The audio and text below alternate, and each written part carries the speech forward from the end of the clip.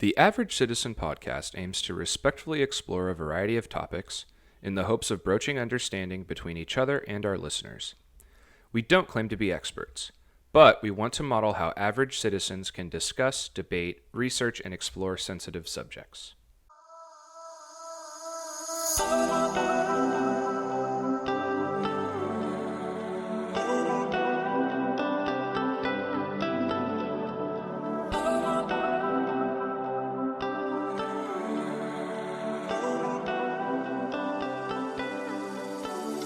I believe we're recording. Welcome to episode 4 of Average Citizen. We're doing something a little different this episode. We're winging it completely. We hadn't even planned on recording an episode. I guess not completely. We've been talking about what are the next topic for the next episode. And then I was kind of feeling like we should just break out and improv this episode just to switch up the format. So we might probably do this periodically when the topic at large is a little bit more subjective, a little bit more fun or lighthearted perhaps than like COVID-19, which sucks, or, more political things. Yep. So here we are. The topic we initially, the process we have is those heavier topics is like homework almost. But for this one, we want to talk about, big reveal, mindfulness, which is a bit of a buzzword. And I always think it's like probably smart to start with some kind of definition of it. But this is also more personal because I'm an avid meditator or a regular meditator. I still don't do it every single day, but I meditate on average about 3 to 4 times a week. I've done retreats and I've been doing it I started meditating, I think in 2011.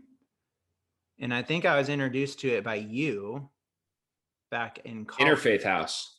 Yeah. So our college, we went to Wazoo, go Cougs. The Interfaith House. That was What was it? Can you explain it to people? Yeah. And I think you're right. I think I was like a year before you in being a member. And then I was like, hey, you should come check this out. I know you'd really like it. So the Interfaith House was, its mission statement was essentially to serve as an interfaith community. So different faith-based groups. And what a rare and beautiful concept. Yeah. Faith. And the original, or not the original, but the head or the lead or whatever the right term is of the Interfaith House when I joined was Gail Stearns, who, I mean, shout out to her if she's out there on the interwebs, like maybe through an act of God, shout out to the religions out there, maybe through an act of God, she'll like come across this little blurb I'm giving. She definitely changed me a lot. She was I believe she was a Lutheran, by background, like that was her Lutheran church membership was like her historical background. But she was very forward thinking, very much of the opinion that this idea of Christianity as an exclusive experience where if you're not with us, like you're on the wrong side of spirituality. You're gonna burn in hell. That's what they say. I went to Catholic school. I know it. Right. So she very much advocated against that philosophy. And from what I knew of her, she had adopted very much a Buddhist, like it kind of came off as a Buddhist mentality, like really the spirituality of self is what mattered the most. And she actually wrote a book. I'm actually going to look at this up real quick. Okay. She wrote a book. I'll interject while you just real quick while you look it up, unless it's quick. But I just want to say, Like, great introduction. I'm already super excited for this topic. Mindfulness is like one big umbrella that, but is inevitably tied to spirituality and religion, but also like, I think this is the evolution of human spirituality. And there's probably, obviously there are people out there who are atheists and scoff at the idea of any kind of concept of God or whatever this is. And I will say that you can meditate and you can be mindful without having to believe in any religion, like, but it's just where the roots are of the conversations, just where it's going. Great little gap fill. I appreciate it. It's perfectly said. I found the reference. Let's link this for people in our post production. Gail wrote. Yeah, so it's called "Open Your Eyes Toward Living More Deeply in the Present." And I just want to read the subtext or the description of the book, because I honestly think, like, my intro is so serendipitous, because this is frankly where I think you and I are at in terms of what mindfulness is about. So here's what it says. In order to discover inner peace and peace in our world, we will need to let go of traditional understandings of pain and suffering as God's will. We will need to stop claiming that Christianity contains elite, exclusive truths. Gail Stearns brings insight from biblical scholars, spiritual leaders, and her own experience as a pastor and university teacher to move us to a place where we can dwell more deeply in the present and live in a more compassionate world. That, and frisson is a word that's used to describe like what I just felt. Frisson.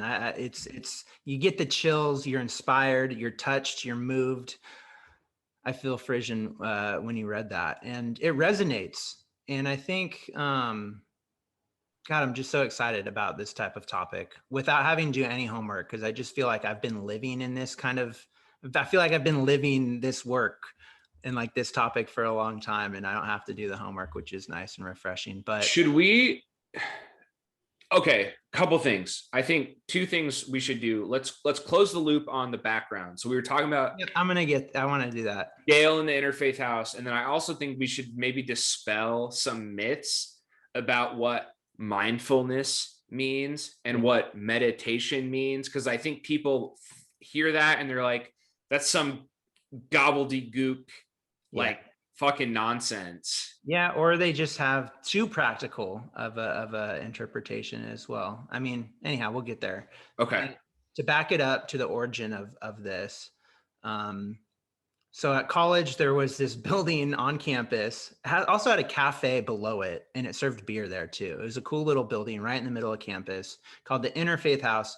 Gail was the director when you were there. Mm-hmm. You brought me, I mean, I was going through some shit in college as well. I was very depressed for a while there. You brought me to this house. I did my first mindfulness meditation. I was like, wow, that was kind of cool. And I've always been more of a spiritual person. I mentioned earlier, I went to Catholic school. I was raised Catholic and baptized Catholic. I left Catholic school at 4th grade though. Still continued like the Christianity, like, practice, I suppose. Went to Young Life with like a youth group through middle school, but got pretty disillusioned with what you just described as an accurate criticism of not just Christianity, but I think a lot of religions. But, in our society, it's mostly Christians who that we run into, but that exclusive rights to these like truths, Jesus is the only way, like that. I just started to drift away in college with the introduction of the mindfulness meditation. Just really started asking those big questions and looking inward. Gail ended up leaving the Interfaith House and another teacher came, and you weren't at the Interfaith House quite as much as I was the next year. I think it just, the open times didn't quite work with your schedule or something. I think you still went, but I would go occasionally, but that was when Rob took over, right? Yeah. And so Rob was the new director, and he was a little more esoteric. again, probably raised Christian, but like now kind of Buddhist. And anyhow, he offered like free meditation classes, introductory meditation classes, like twice or three times a week. And then he'd also once a week do like a reading and a free dinner. He'd like cook really good, healthy dinner. Like first time I ever had quinoa and like some Yep. vegetarian dish or something.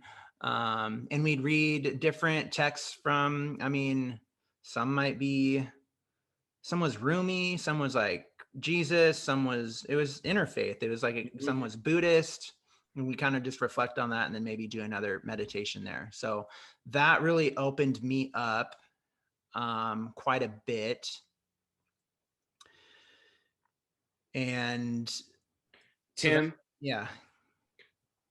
can I give an example? I would love to share with people an example of the type of exercise we might have done at a session at the Interfaith House for this weekly group that we went to. So I vividly remember one of the passages that Rob read to us that last year that we were both there. So I'm paraphrasing a little bit, but he read a passage about doing the dishes.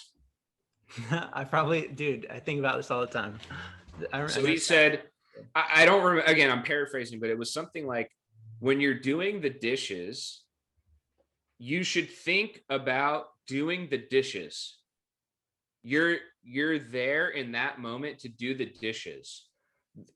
Use doing the dishes as an opportunity to escape the rest of your life and be present in that moment. And then it talked about, be cognizant of the temperature of the water on your hands. Be cognizant of the sound that the sponge makes as you like work in the suds and scrub the pot or the pan. Think about the soothing response that you get when you've rinsed off a newly cleaned dish and set it in the dish rack. And it's like, when you put that framework on something as mundane as washing dishes, it does really open up this whole new world of, there are so many opportunities in our day to just take a few minutes and be present in that moment.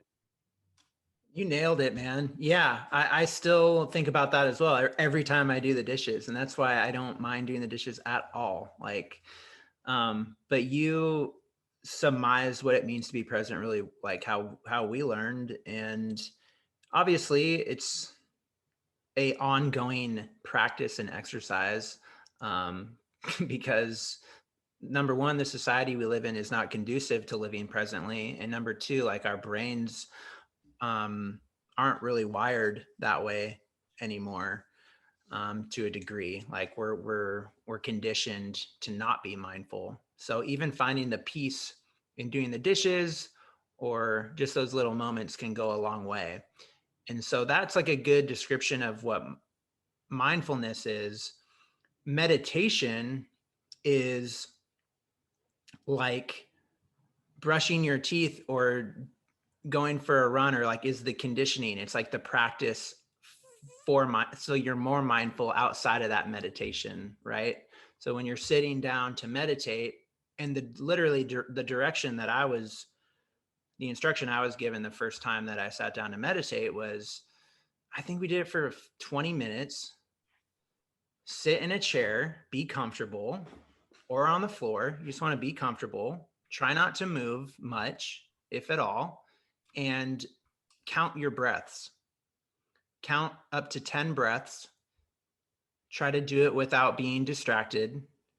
And then when you get to 10, start again. It's difficult to get to 10. And Can I want to share this video. Okay. So I know we're winging it, right? We're kind of winging this here. Totally winging it. So I want to share this video from a monk. This is a little interview they did with a monk. It's called How to Train Your Monkey Mind. And since you started talking about how you were introduced to meditation, I thought we could play this as what I think is a very good introduction to how we should think about what meditation is and what it isn't. Sure. How long is the video? 1 minute, 48 seconds. Great. Let's roll it. Okay. Looks like, so, okay. This is what we get for winging it. When I click share screen, it says that host disabled participant screen sharing. That's not true. Here we go. Try now. Okay. I'm sharing screen. Can we see this? I can't, no. We can meditate everywhere, anytime. I don't see it, Tom. Okay. 2 seconds while you're walking, while you're having coffee and tea, while you're having meeting. I'm not sharing. That's fine. All right. I'll just close. Okay, so you try to count your breath to 10. Yep. It's okay if you don't. You're inevitably going to get distracted by your own thoughts that arise or sounds, anything. And a lot of people, I think, get frustrated by, oh man, I suck at meditating, or I can't meditate because my brain just thinks I can't count to 10. And that's understood. That's expected. You are still meditating. Yeah. I think the quote is, you're not supposed to, the idea is to not fight the mind. Here we go. The idea is to witness the mind. Observe it from the outside. Yeah. And so that was like a huge awakening for me. I mean, like, what do you mean? Like, a witness my thoughts? Like, I was so identified with my thoughts. You are not the voice in your head. Like, what a trippy fucking thing to try to understand. If you're not the voice in the head, then who are you? You are not your thoughts. You have is thoughts. such. You are the awareness of your thoughts. Think about all this cultural pressure right now. I mean, things like cancel culture and like all these different cultural phenomenon going on where there is a lot of pressure to associate people with the thoughts they have. And there's this identity of this person is the sum of all their thoughts. And meditation is very much about separating your thoughts from yourself. Yeah, it's to witness them, and hopefully from that point of observation, you can then actually change your thinking. I think that was the other kind of thing that was happening for me at the same time when I discovered meditation, was not only can I witness my thoughts, I can redirect my focus to thinking positive thoughts. And that's where like the tool of a mantra comes in. When you choose a mantra, it's just something that you're focusing your mind to think, instead of letting the thoughts just arise naturally. But before we get too technical, it looks like we figured it out. Play this? Yeah. All right. We can meditate everywhere, anytime. Even 3 seconds, 2 seconds while you're walking, while you're having coffee and tea, while you're having meeting. So you can meditate. Many people have a little bit misunderstanding about meditation. They think meditation meaning think of nothing, concentrate. So push too much. So we cannot block thought and emotion. In fact, we need thought and emotion. So whether you listen to your monkey mind or not, that's the issue. What I call monkey mind is chatting, blah, blah, blah, blah, yada, yada. So monkey mind is giving you opinion. So whether you listen to opinion or not, it's up to you, right? So through meditation, what we do is we have to make friends with the monkey. But how to make friends? Just giving banana doesn't work. So right method is you need to give job to monkey mind. How to give job monkey mind? So the simple meditation technique is be aware of the breath. So you ask monkey mind, hello, what's breath? So monkey mind says, yeah, good idea. And be aware of breath. Breathe in, breathe out, breathe in. There's a lot of thought comes at the background. Don't care, no problem. As long as you not forget your breath, anything is okay. No need too much concentration. Just simply be aware of your breath. Even two breath, one breath. So meditate everywhere, anytime. Yeah, it certainly makes his description like way more accessible to people. Obviously, like he's a monk, he knows what he's talking about. I tend to disagree, though. I guess there's many ways of meditation. The only thing I disagree with is like meditation to me is like you sit down and you be quiet and it just hyper focuses, so you're with your thoughts in your mind, and it's a little bit more difficult to do. It's definitely like you can be mindful and be present while you're out and about. You can't meditate in a business meeting. I think that's kind of silly. like you can be present and you can be mindful in a business meeting when you're walking about, but meditation to me is a little bit more disciplined than that. And I think the more that you do the disciplined meditation, where you actually sit quietly for a set amount of time, helps you become more mindful and present outside of that space. So I want to be supportive of the perspective you're offering, which is that there's something weird about saying you can meditate during a business meeting. But I do think we can maybe try to meet in the middle with that perspective, which is to say, what he's saying is just pausing for 2 seconds to take a deep breath and just be present for that one breath might be enough to recenter you with your own self, to then be your best self for the rest of that meeting even. Yeah, absolutely. Yeah. And you can say you're meditating for that one breath. I would just say it helps you be present. You're just being present. So that is another way that's what meditation is being present. Yeah.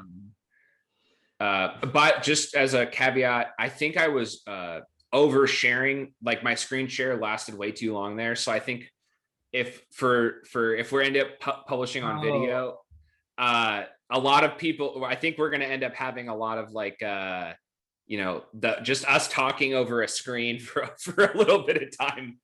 So technical difficulties here. Apologies. Yeah, super sloppy. It's all good. So I kind of, I guess, like an easy thread to follow, since we didn't talk about more of a flow other than what meditation is, and is to follow like the personal track. Like this was around 2012, like when we were kind of started practicing and was introduced to it. When I came back from college and didn't have the interfaith house, I was, instead of a group setting, I was meditating alone a lot more often.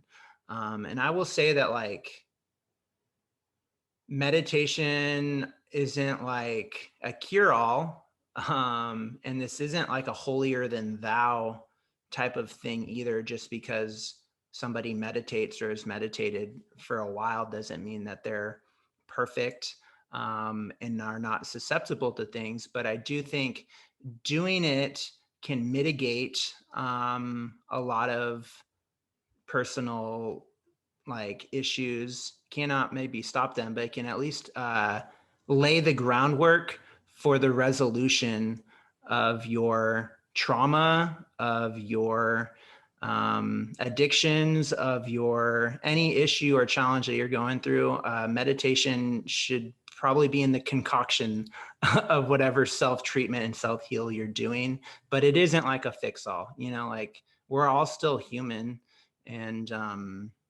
make mistakes. But beyond that, like the next kind of evolution in my practice or my meditation practice, for several years, 7 or 8 years of kind of just meditating by myself, of using a guide, doing yoga, still never really found a home. I tried to check out a few different groups, but still never found a home of like a meditation group or like a church, maybe you might even say, if you were of a more traditional doctrine. Someone did tell me about the idea of this 10-day silent meditation retreat. And that was really intriguing to me. So after many years, finally getting enough PTO and just time, I did this 10-day silent retreat. And that was like, there's a screening process. It's free. Technically, anyone can go do it, but there is a screening process that asks you about your prior experience meditating, if you are going through any kind of personal trauma, what medications you might be on, because it is a pretty serious thing to be silent and alone with your thoughts and meditating for like 8 hours a day for 10 days. Shit comes up. And I wrote about this on the blog, so feel free to click mindfulness on the blog and find this. I've done 2 pieces on it now. One when I initially got back, and then the other one I did about a month or so ago, kind of now that I've integrated the experience a bit more. There is nothing groundbreaking or any kind of meditation technique that I didn't necessarily already know of or already had practiced to some degree. You know, all meditation does start with the awareness of your breath. That is like the simplest basic foundation, but you can add layers to that. I had mentioned a mantra. You can use visualization. I remember one of the exercises Rob had us incorporate was on your in breaths, I believe you visualize a dot, and on your out breaths, you imagine a circle. So you like gave us a piece of paper with a dot and a circle around it. And that just kind of added some feelings of expansion and contraction. I don't know, but there are different layers. And so for Vipassana technique, it's kind of almost like a stripping away of the layers. And this is believed by the Buddhists that this technique is like what Buddha did, right? It's almost like get some of that religious doctrine, like this is the right way to meditate kind of thing. But again, the retreat's not like you don't have to be a Buddhist. Like all religions are welcome. They kind of strip it of the dogma. That's just what I've picked up between the lines, I would say. So Vipassana, the first 3 days is you just do the basic breath following. So just doing that for 20 minutes is pretty difficult, but you do that over 3 days, like hours a day. And then finally on the 4th day, they're like, okay, now you're ready to learn Vipassana. And you're like, wait, what?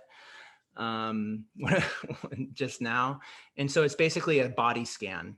And so while you're continuing to do your breathing focus efforts, you are using your attention to focus on the feeling, the sensations, the physical sensations that you can recognize all throughout your body, starting at the top of your head, and then working your way down through your arms, through your chest, through your waist, down all the way to your toes, and then back up again. And then from your head back down to your toes and your chest. And so just a constant body scan is kind of the whole thing. And the more that you practice the meditation this way, especially with the 3 days of just breath work, you're sharpening your mind and your attention. So you do start to notice a range of sensations. It might be an itch on your head. That's more of a coarse sensation, or a pain, because you're also not supposed to be moving. You're supposed to be just sitting there, not moving at all. So that is another physical challenge that adds to sensations.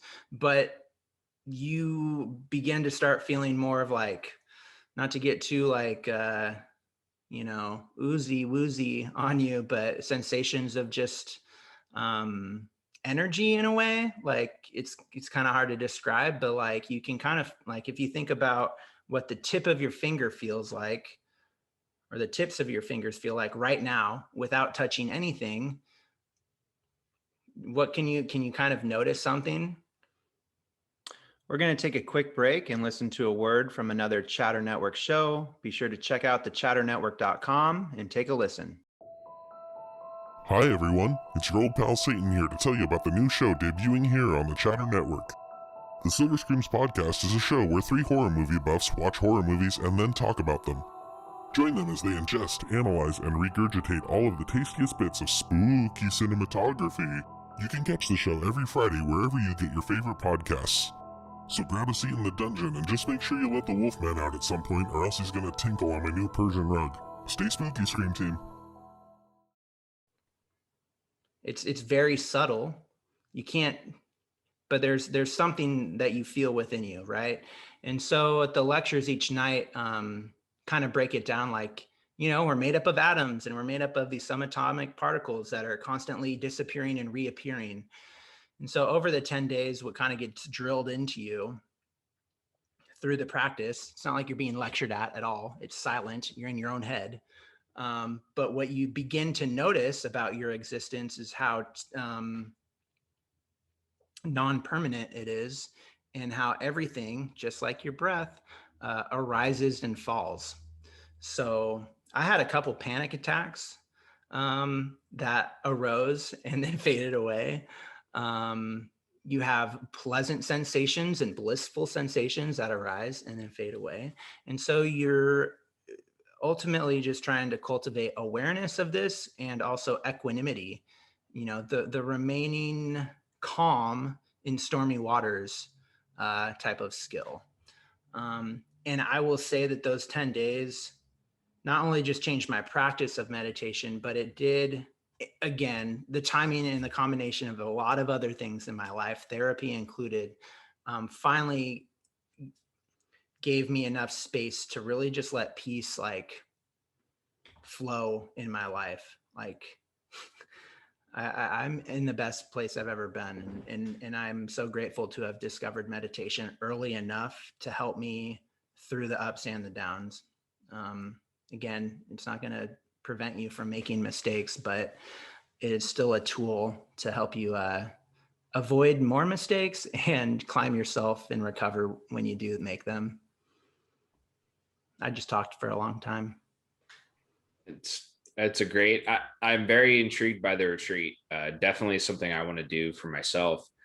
The thought I have listening to you explain all of that, other than just kind of marveling at the experience you had and wanting to be able to do it for myself, is I find myself thinking, somewhat related to what I already said, I feel like a lot of people might hear this and think this is some like floofy Eastern philosophy nonsense. Like Tim's just saying these terms. He's just saying these buzzwords, but this is all kind of nonsense. I'm not saying I believe this. I can hear that thought coming from people. What would you say the response to that perception is? I would say that I was always kind of, like I mentioned this before, I was always a spiritual person anyways, even when I was like going to Catholic school. I think one of my teachers was a nun. She mentioned that to my mom, like, Tim's kind of into this like religion and stuff. And like, I've always prayed, and I've always felt spiritual. So even for me, I was going to make meditation spiritual for me because that's who I am. But there's such a difference in explaining it and actually doing it. And when you do it, it's so simple, it's so grounded that you really, language fails to really describe how profound it can be. It's just like right in front of your face, like the fact that you breathe without even trying to, and the rhythm of it. And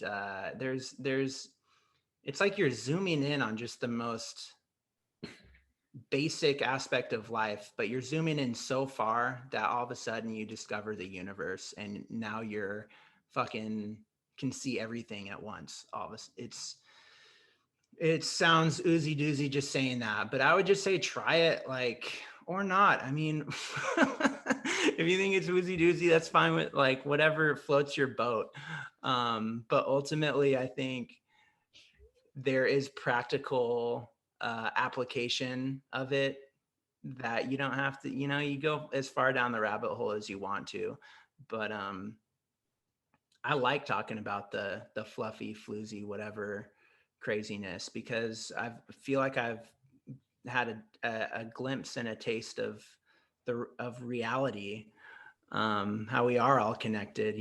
I think there's a new age wave that has been around for a while and kind of has had a resurgence in the last 10 years. And there is some bullshit in that. I would say that any religion or spirituality thing that's like making you pay for a retreat or for a group session, if there's some kind of ongoing cost and the promise is spiritual enlightenment or something like that, that's corrupted. I mean, it may help people and people have genuine experiences with that, and there can be all the justification is all this stuff about wealth and the law of attraction, and money is not inherently evil and people deserve to be paid, but spiritual enlightenment and awakening is completely fucking free, and it's all up to you. The tools and everything that you need to know is already there. You can look it up for free. You can put it in practice. These Vipassana retreats are free. There are plenty of meditation. Like, you shouldn't be trying to pay any individual or group for your own spiritual saving. You can, that's kind of a red flag for me. I have experienced, well, I've tried meditation myself. Sounds like you've been better than me lately in the past few years of your life at making this something you do. Only because I've had to. But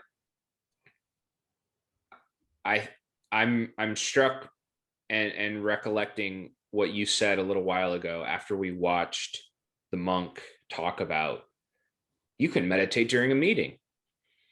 And even you kind of said, like, well, that seems kind of like, can't really meditate during a meeting. And I think if I could try to generalize the message for our average citizen, theme of the podcast, I think the very first step is the self-check. I think so many people don't even do that. They're very much living outside of themselves 24 hours a day.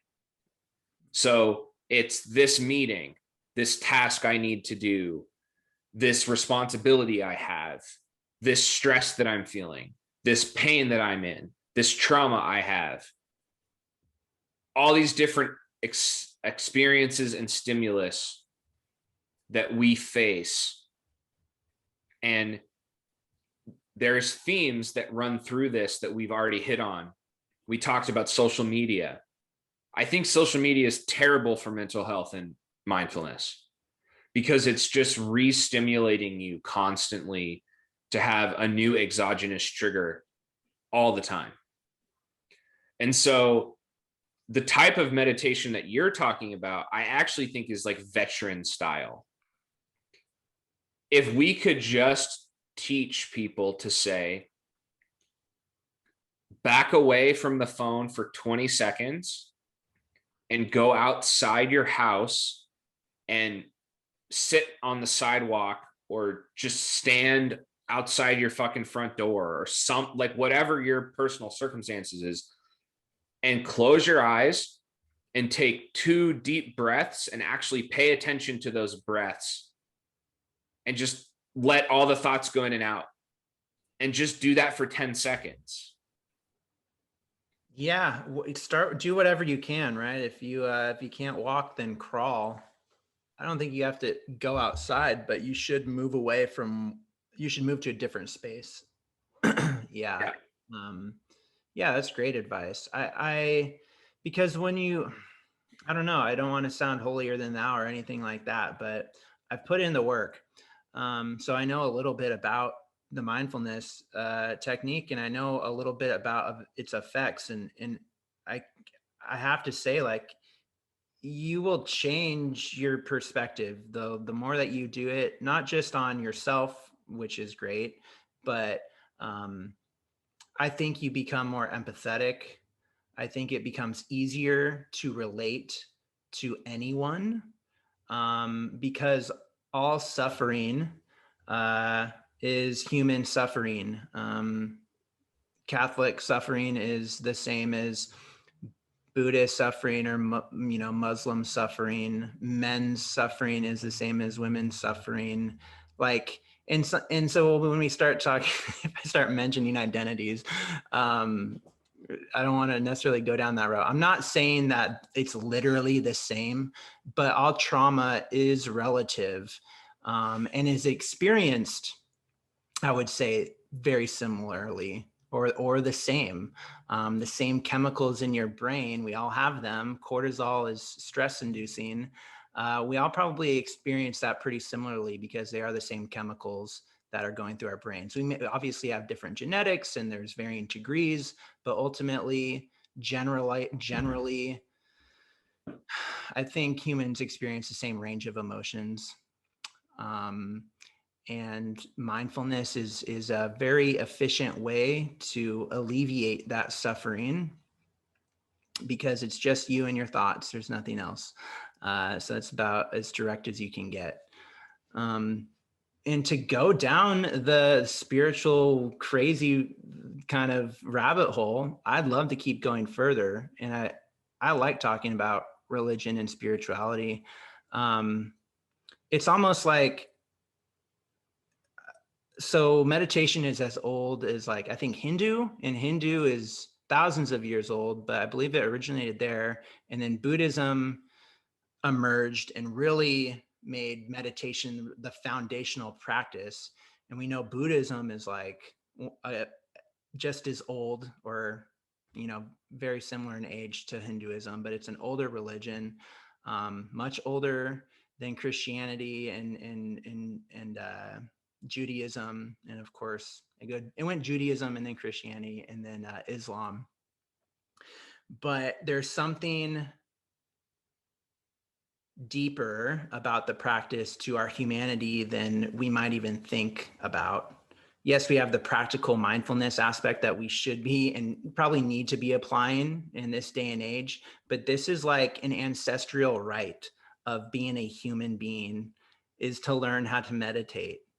We've been doing this for thousands of years. There's something really special about it.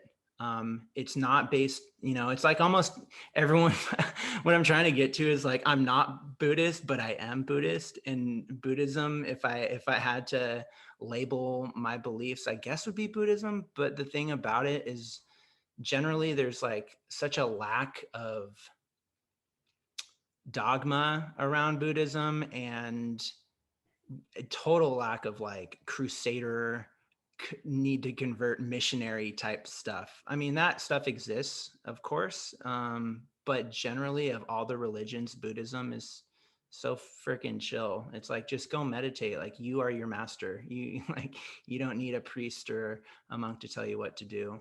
And I find that really refreshing. So I just can't be a big enough advocate for it. I think it's the key to unlocking a lot of society's complex issues, not just your own psychological traumas, but each one of those people who heal themselves will ultimately heal the whole earth. I think another point, as I continue to ramble, another really useful skill that meditation and mindfulness has taught me is being able to hold an uncomfortable emotion without reacting and doing anything to it. And also being able to hold and sit with seemingly contradictory stimulus or experience, if that makes sense. I think it's helped me recognize and integrate nuance as I'm reading the news and I'm on social media and I'm seeing how complex our world is. Because of the skill that I can cultivate through meditation, I'm able to see kind of both sides of things. And sometimes one side is completely fucked and wrong. And I'm not trying to say that, there's a difference between objectivity and neutrality. We shouldn't always be neutral, but we should always try to be objective. I think meditation can help with that. Great. I don't know. I mean, there's so many angles I could take, but I mean, we said we weren't going to talk like super serious and super political, but you know, the social media aspect and the way that we communicate information with each other right now is not conducive to mindfulness. Oh, and look, my kids, this is a on the fly episode. Hi, Emma. This is Hey, my little one. Hi. Hey, Emma. Say hi. Hey. Dude, you're so big. Emma, you're so big now. You're a big girl. Are you gonna go back out? Okay. Nice. Oh, yeah. That's sweet to see her. How old is she now? Like 4? She is 3. 3, yeah. She turned 3 in December. Oh, wow. Emma, what do you want? I want to sleep. You want to watch a movie? Yeah. Maybe our show is taking a little break. And perhaps for concluding, I've rambled on enough, I think. yeah. I'm happy to we can wrap it up in 5 minutes or whatever. We can kind of Daddy, tease I want to make. subjects. Wait, what was that? Oh, she wants some food for dinner. Yeah, you gotta go, Dad.